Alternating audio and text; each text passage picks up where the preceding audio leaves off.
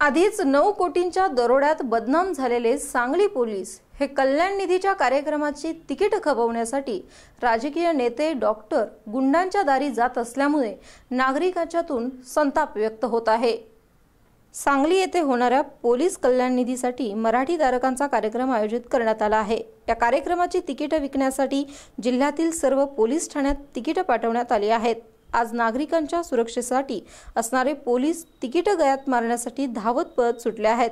राजकीय नेते डॉक्टर गुंडांच्या दारी कार्यक्रमाचे तिकीट खपवण्यासाठी पोलीस तळ ठोकून आहेत।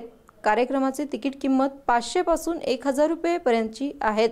तसेच व्हीआयपी पास लाखोंच्या घरात आहेत।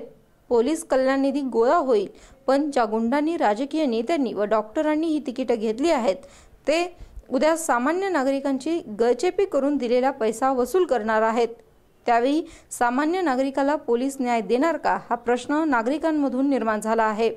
आज मिरजेतील धनिक डॉक्टरांनी मागेल तेवढा निधी या कार्यक्रमाला देत आहेत। या डॉक्टरांच्या हॉस्पिटलमध्ये अनेक रुग्ण हलगर्जीपणामुळे दगावतात। त्यावेळी रुग्णांच्या नातेवाईकांना पोलिसांच्याकडून न्याय मिळणार का?